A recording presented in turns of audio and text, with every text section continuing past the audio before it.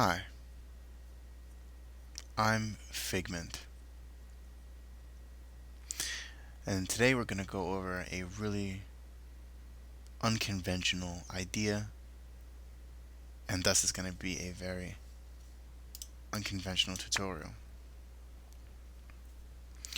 Um, Now, this is a channel about reason, I guess you could say, or at least I'll be using the application a lot, but this tutorial is going to involve a few other applications. Um, So in that sense, you could almost say it's an advanced tutorial, but it's not really advanced in practice. It's just kind of requires a few extra tools besides just reason.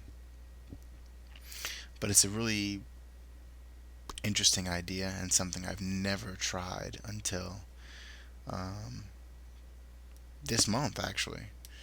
And it, it is pretty interesting without giving too much away. Now, this is going to be a multi-part video just because it's beyond impossible to put this in one video, one like 10-minute video, concise and clearly. I would just have to like skip over, you know, a lot of instructions and just say, well, figure this out on your own, figure this out on your own, and I don't want to do that to you because um, that's not cool. So it's a multi-part video. It's kind of an unconventional tutorial because we will be using multiple applications. Like I said, this is a Reason channel. I guess you could say it's really more of a music production, audio, well, sound design channel, but Reason is the main program I'll be using to show that to you. But then today, that's not the case, so anyway.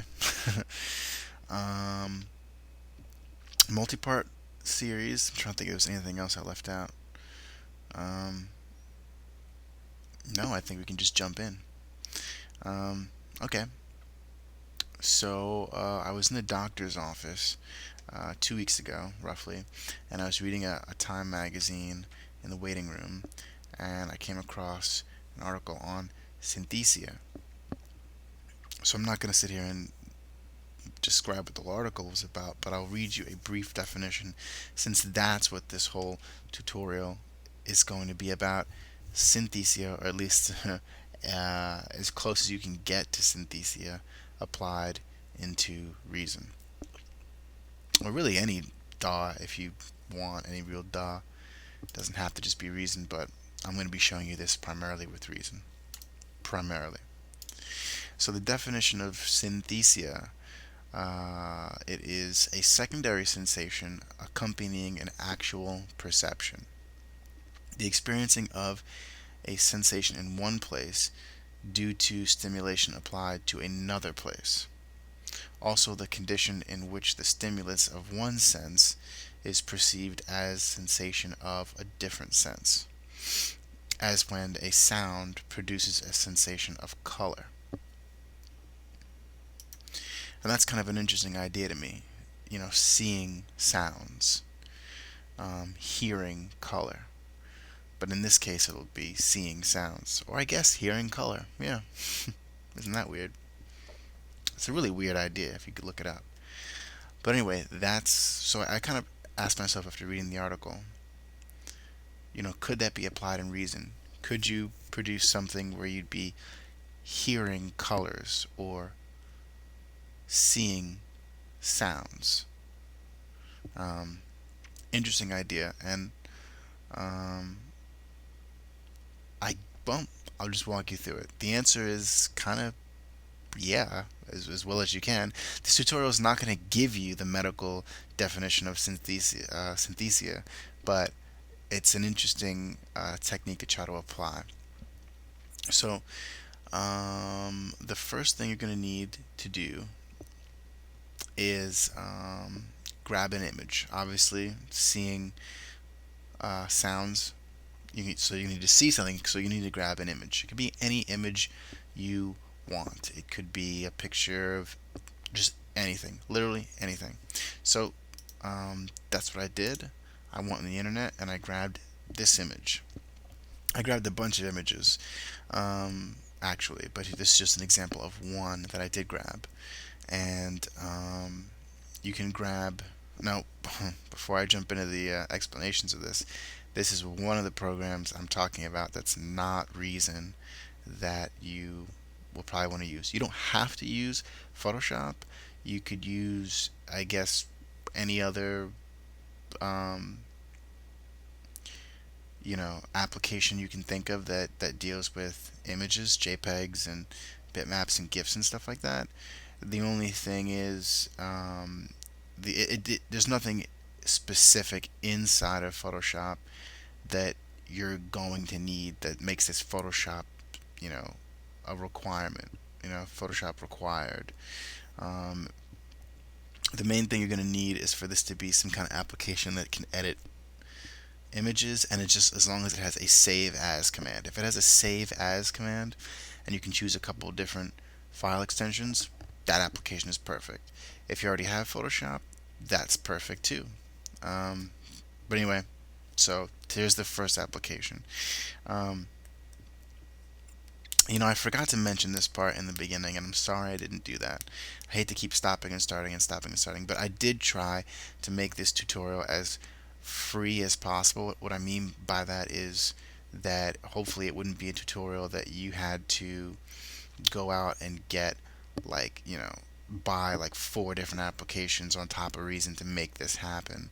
The other application that we're going to use after this is a free application, so don't worry about that. You can just grab that off the internet, no problem. Um,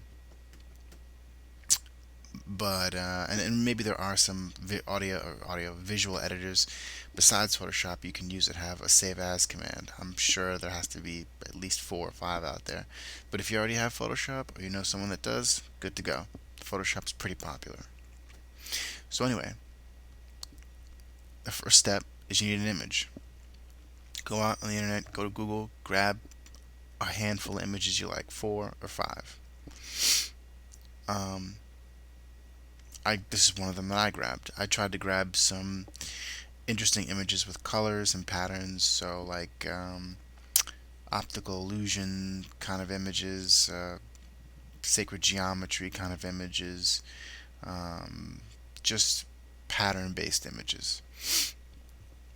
And once you have 3 or 4 different images, you could even just use 2, but maybe 3 or 4 might be a good number to start with.